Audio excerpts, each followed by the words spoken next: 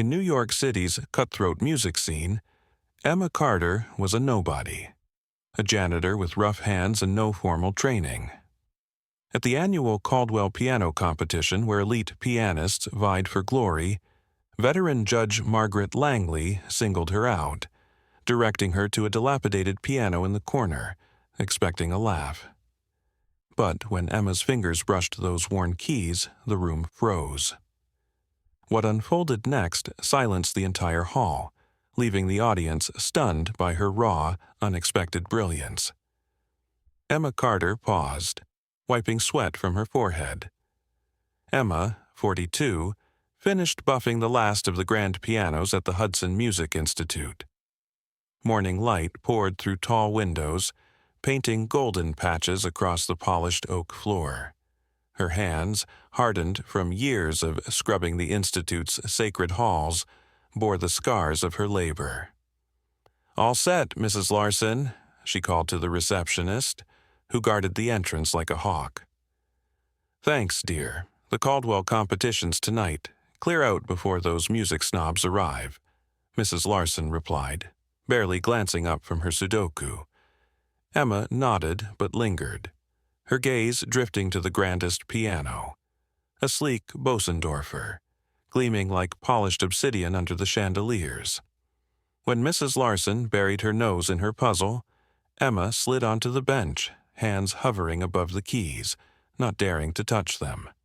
Her mother, a bartender at a Harlem jazz dive, had sparked her love for music.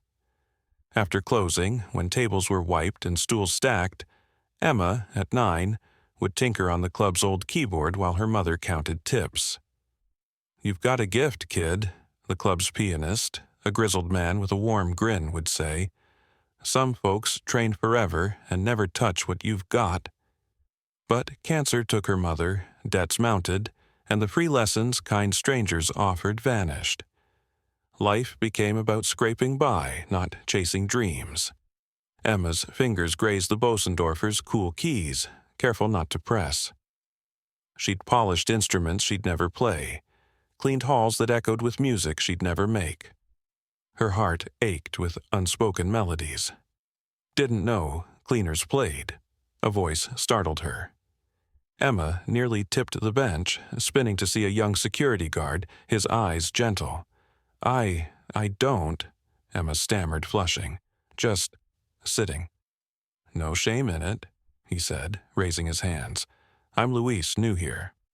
"Emma," she mumbled, smoothing her uniform. "I should go."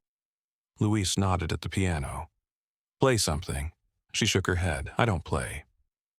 Luis's brow lifted. "Your hands tell a different story." Emma glanced down, fingers still curved for invisible keys. "I never had lessons," Emma admitted, grabbing her cleaning rags. "Pianos like these? They're not for folks like me." Luis tilted his head. "And what kind of folks are you?" The question stung, simple but sharp. Emma had no answer that didn't taste like surrender. "You know," Luis said, breaking the silence, "the Caldwell competition has a wild card slot for an unknown. Auditions are tomorrow." Emma laughed bitterly. "Right, I'll just stroll in, mop in hand, and compete with prodigies?" "Why not?" Luis's voice was quiet but firm. "What's the worst that happens? They laugh, or maybe—" He let the thought hang. "Maybe it's the opposite." That night, Emma trudged to her cramped Bronx apartment, Luis's words trailing her like a stubborn tune. In her mailbox, among bills, was a glossy Caldwell competition flyer, likely slipped in by mistake. It showcased poised winners, their confident faces foreign to her world of scrubbed floors. Yet her fingers tapped the railing, tracing a silent melody. The next morning, Emma lingered after her shift, watching the audition committee set up in the Institute's main recital hall. Wildcard hopefuls arrived in tailored suits, clutching portfolios stuffed with sheet music, tossing around terms like Juilliard and Vienna. Emma, in her faded uniform, pressed against the wall. "You showed," Luis appeared, his security badge gleaming. "I'm just watching," she muttered. He pointed to a table where a stern woman with cropped hair checked names. "Sign-ups there, last chance." "I've got nothing prepared," Emma protested. "No sheet music, no outfit, just this uniform that smells like bleach." Luis pulled a folded paper from his pocket. "Registration form, snagged one earlier." "Luis, I heard you," he cut in softly. "Yesterday, when you thought no one was around, I was on rounds." Emma's cheeks burned. "You spied on me." "I heard magic," he said. "I've worked here 3 years, heard trained kids play. You? You're something else." A bell chimed. 5 minutes until auditions. Emma's pulse raced. Luis pressed the form into her hand. "You don't have to," he said, "but you'll hate yourself if you don't." A stir at the entrance interrupted them.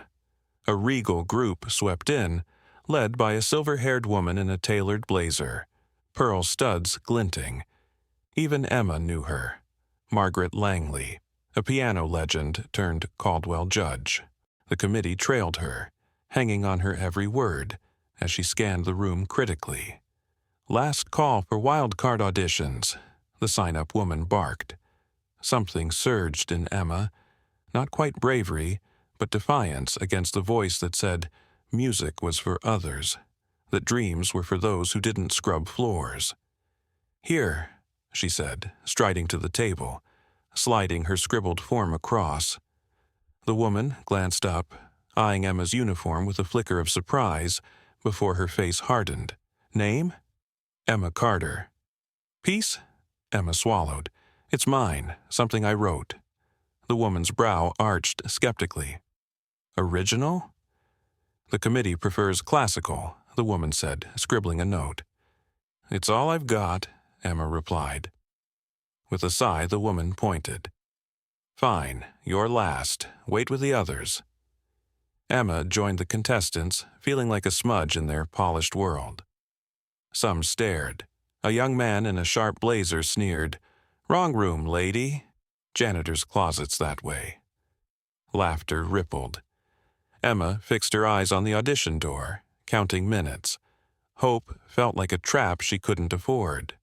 The hall emptied as contestants exited, some beaming, others teary. Emma stayed in her corner, watching the smug blazer guy strut out. "Langley said my list was sublime," he bragged. Emma's stomach knotted. His playing, overheard through the door, was precise but cold. If that's what they wanted, she was doomed. "Emma Carter," the assistant snapped, repeating herself. Legs shaky, Emma entered the audition room. 3 judges sat at a table.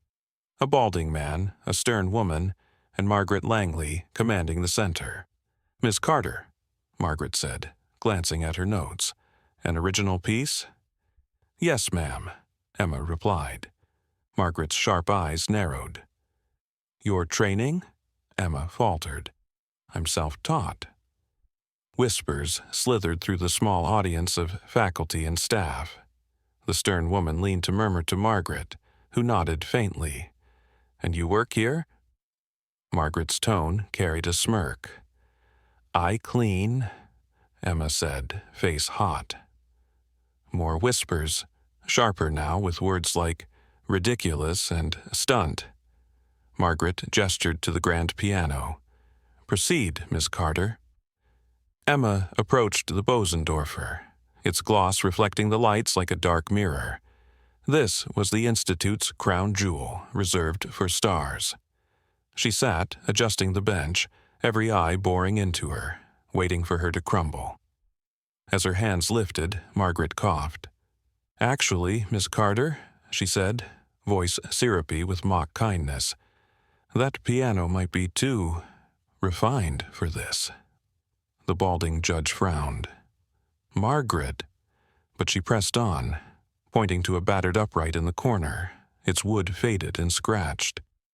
"That one's more suitable," Margaret said. "It's not tuned for the competition, perfect for an amateur."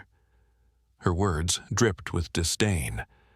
Emma felt the room's gaze, expecting her to shrink. Instead, she rose calmly and crossed to the upright. She'd played worse. Cracked keyboards in rec centers, out-of-tune relics in church basements. The bench groaned as she sat. Up close, the piano's flaws glared: chipped keys, stiff pedals, a warped lid. She tested a note. It twanged, painfully flat. The audience shifted, anticipating failure. "That piano's been neglected for years," Margaret said, her smile sharp. "If it's too much, you may withdraw." The stern woman shifted, uneasy. "Perhaps we—" "No," Emma cut in, voice steady. "This'll do." Margaret's lips tightened. "Whenever you're ready." Emma's hands settled on the keys, feeling their uneven weight. Laughter flickered in the back row. She closed her eyes, shutting out the sneers, and pictured that Harlem jazz club, herself at 9, fearless, before life taught her to doubt. She exhaled, ready.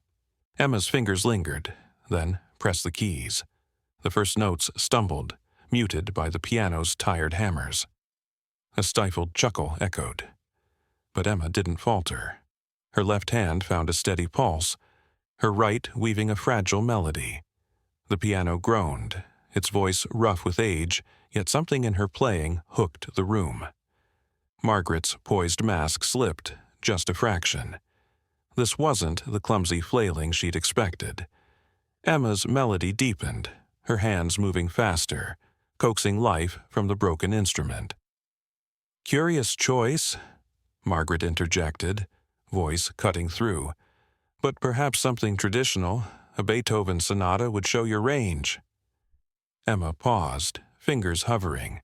The jab was deliberate, meant to rattle her. "I don't play Beethoven," she said softly. Margaret's smile was venomous. "Not even a basic prelude? Surely a pianist can manage that?" The balding judge squirmed. "Margaret, let her finish."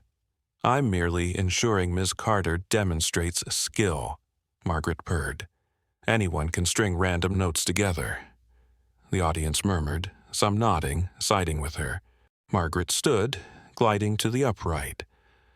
"Allow me," she said, motioning Emma aside. Emma stepped back, legs heavy, as Margaret sat, wrinkling her nose at the bench.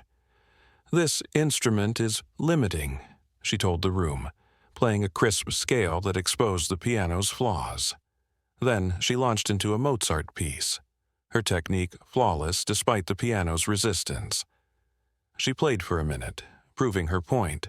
A true artist could tame even this wreck. Stopping, she turned to Emma, eyes cold. "That's the standard." "Try again, Miss Carter," Margaret said, voice ringing. "A proper piece, or we'll conclude your audition." Emma's face burned, the room's anticipation heavy. Most expected her to fold. Even the balding judge avoided her gaze, scribbling notes. But something in Emma snapped. Not anger, but resolve. She'd spent decades stepping aside for people like Margaret, who saw talent as a privilege for the elite. "I'll continue," she said, voice firm, "with my piece." Margaret's eyes widened, but she stepped back, waving dismissively. "Proceed." Emma sat, hand steady on the keys. No hesitation now. She closed her eyes, and when they opened, her presence had shifted, unyielding, alive. She began again, the melody reborn, richer, bolder.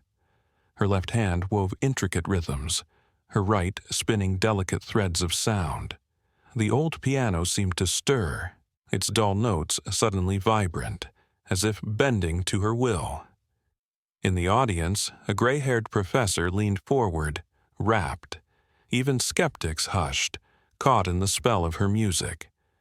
Emma's fingers danced across the battered keys, summoning a melody that filled the room. The upright piano, worn and out of tune, seemed to sing under her touch. Her left hand carved deep, pulsing rhythms, while her right spun intricate, soaring lines. The music swelled, weaving classical echoes with the raw, soulful strains of Harlem jazz she'd absorbed as a child.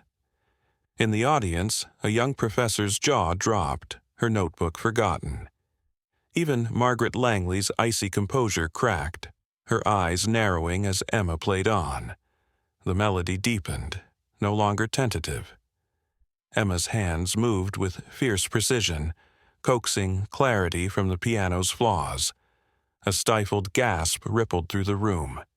The music told a story, of grit, of dreams buried under years of toil, of beauty clawing free from hardship. A gray-haired donor in the back row leaned forward, mesmerized.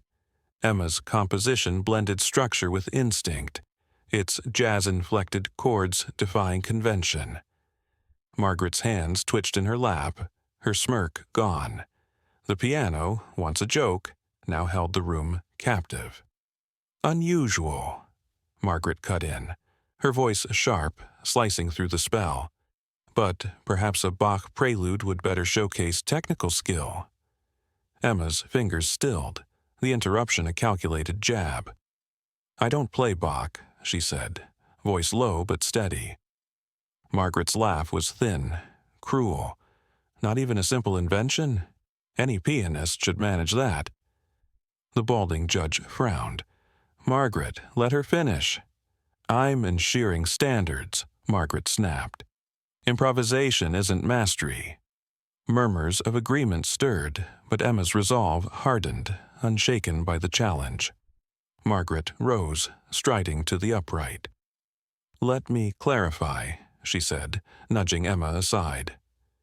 Sitting, she grimaced at the piano's state, then played a crisp Haydn sonata. Her technique was immaculate, each note polished despite the instrument's flaws. She stopped after 90 seconds, turning to Emma. "That's the discipline we expect." The audience nodded, some whispering praise. Emma felt the room tilt, their expectations heavy. But she wouldn't yield, not to Margaret, not to the world that had dismissed her for decades. "I'll keep going," she said. Emma reclaimed the bench, ignoring Margaret's dismissive huff. Her hands settled, no trace of doubt. She began again, the melody now a torrent. Bold, unapologetic.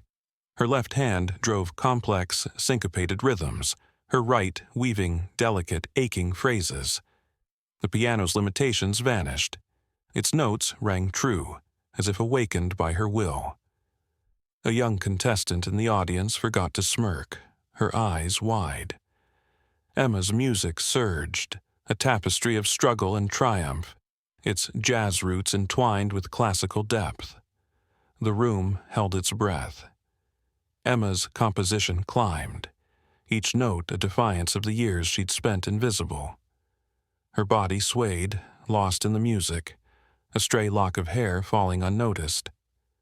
The audience was spellbound. A retired conductor scribbled furiously. A student's pen froze mid-note. Even the stern female judge watched, her face softening with awe. Margaret's expression soured, her hands clenched. Emma's music transcended the shabby upright, filling the hall with a story only she could tell.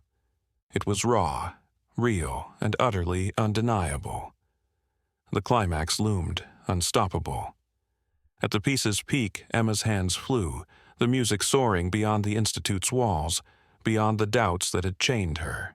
The piano, once mocked, sang with startling power, its flaws irrelevant. Every listener felt it, talent, pure and unpolished, shattering their preconceptions. The final chord rang out, resonant, perfect. Emma's hands lifted, the sound lingering in the hushed room. For 6 seconds, silence reigned.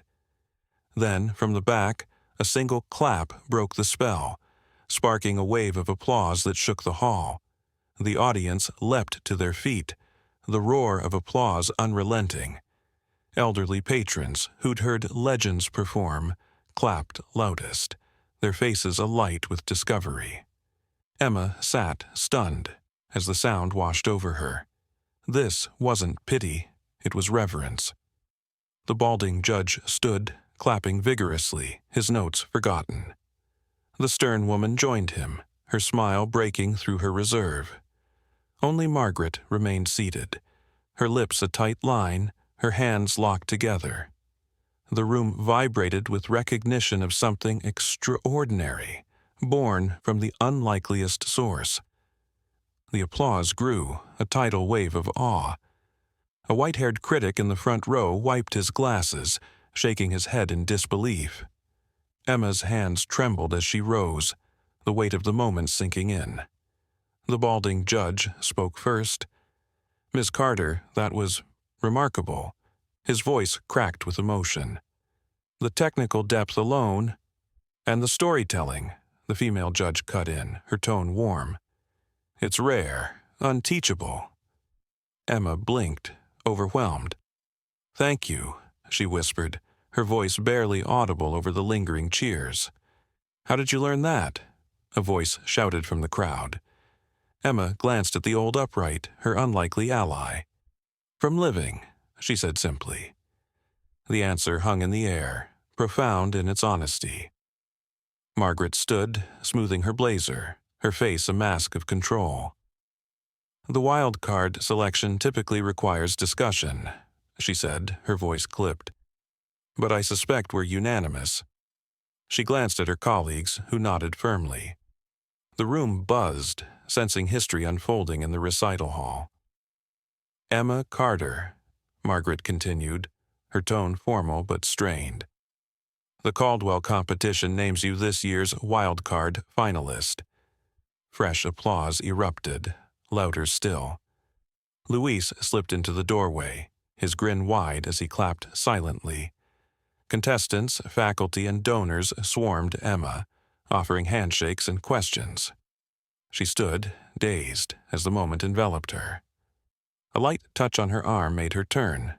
Margaret, alone, the crowd distracted.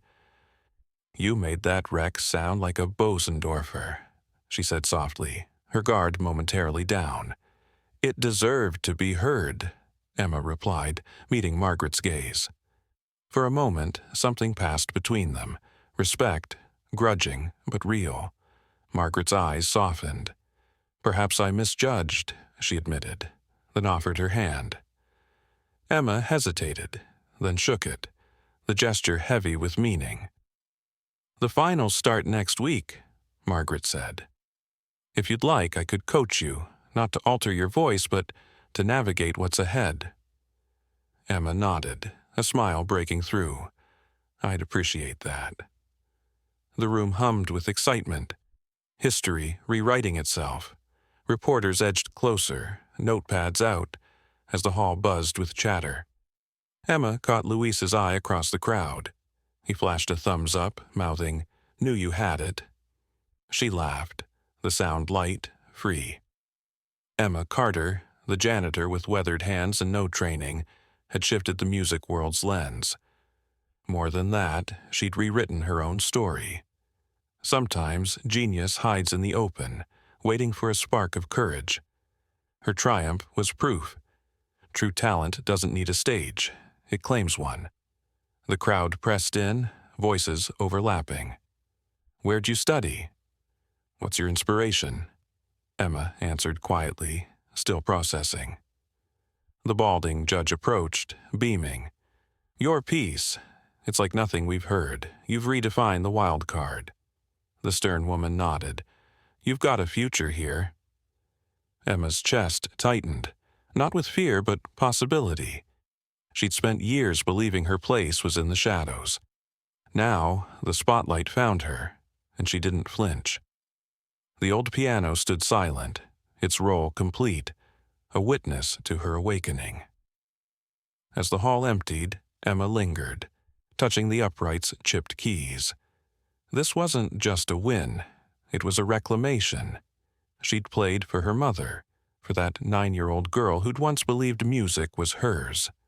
Luis appeared beside her. "Told you," he said, grinning. "You're a force." Emma smiled, the weight of doubt gone. The Caldwell competition would never be the same, nor would she. Her story was just beginning. a melody unfolding, note by fearless note, into a world ready to listen. Outside, the city hummed, oblivious to the miracle inside. Emma stepped into the evening, the Caldwell flyer crumpled in her pocket. She didn't need it anymore. Her name was on the program now. Strangers passed, unaware they'd brushed by a revolution. The music world would talk about this for years. The janitor who silenced a room, who turned a broken piano into a symphony. Emma's fingers twitched, already composing. She wasn't invisible anymore. Her music, her truth, had claimed its place. Back in the hall, Margaret lingered, staring at the upright. She'd built a career on precision, on rules. Emma had broken them all, yet triumphed. Margaret's lips curved, a rare, private smile. She'd seen talent before, but this was lightning. Emma's journey wasn't just a performance, it was a reminder. Genius doesn't wait for permission. As the lights dimmed, Margaret left, her steps lighter. Emma Carter had changed more than the competition. She'd stirred something even in her. Emma walked home, the Bronx streets alive with noise. Her hands, once calloused from labor, now felt weightless, as if the music had freed them. The finals loomed, but fear no longer owned her. She'd face prodigies, critics, the world, and she'd play, her way. The city's pulse matched her own, a rhythm of possibility. She hummed her piece, notes spilling into the night. For the first time, Emma Carter believed she belonged, not just to music, but to herself. Has anyone ever doubted your potential? Share your story below. If Emma's journey from janitor to wildcard finalist moved you, subscribe for more tales of unsung heroes rising against the odds. Where are you watching from today? Emma Carter proved talent doesn't need a pedigree. It demands only courage. Her music rewrote the rules, showing the world that brilliance can bloom anywhere, even in the cracks of a broken piano. Keep shining wherever you are. Your moment's waiting. In the hallowed halls of New York's Hudson Music Institute, Emma Carter, a 42-year-old janitor with hands weathered by years of scrubbing floors, shattered expectations at the Caldwell competition. Her fingers, untrained yet alive with melody, transformed a battered upright piano into a vessel of raw genius, silencing a room of elites. As applause thundered through the recital hall, two profound lessons emerged from her defiance against a world that deemed her invisible. First, true talent bows to no gatekeeper. Emma, mocked by polished prodigies and dismissed by Judge Margaret Langley, proved brilliance doesn't need a pedigree. Her music, woven from Harlem jazz dives and a childhood cut short by hardship, outshone the conservatory trained. When Margaret pointed her to a neglected piano, expecting failure, Emma's hands, calloused from mopping 10,000 square feet of marble, conjured a symphony that left the audience breathless. Her story screams that genius thrives in the overlooked, waiting only for courage to claim its stage. Second, resilience turns broken tools into masterpieces. That dilapidated piano, with chipped keys and flat notes, was a symbol of Emma's life. Worn, underestimated. Yet, as she played, each flawed note rang true, her melody soaring beyond the 500-seat hall's confines. She didn't need the gleaming Bosendorfer. She made the broken sing. This teaches us to wield what we have, however flawed, and forge beauty from adversity. Emma Carter's triumph, witnessed by 200 stunned spectators, rewrote the rules of possibility. Her music, born from a 9-year-old's dreams and a janitor's grit, reminds us, talent demands no permission, and resilience crafts glory from scraps. In America's city of dreams, Emma proved anyone can rise, one fearless note at a time. Has someone ever doubted your potential? only for you to prove them wrong. Share your story in the comments, like this video, and subscribe to my YouTube channel for more inspiring tales like Emma Carter's triumph. Join our community to discover how ordinary people unleash extraordinary talent, and let's inspire each other to shine. Hit that bell icon for weekly doses of courage and creativity. Your next spark awaits.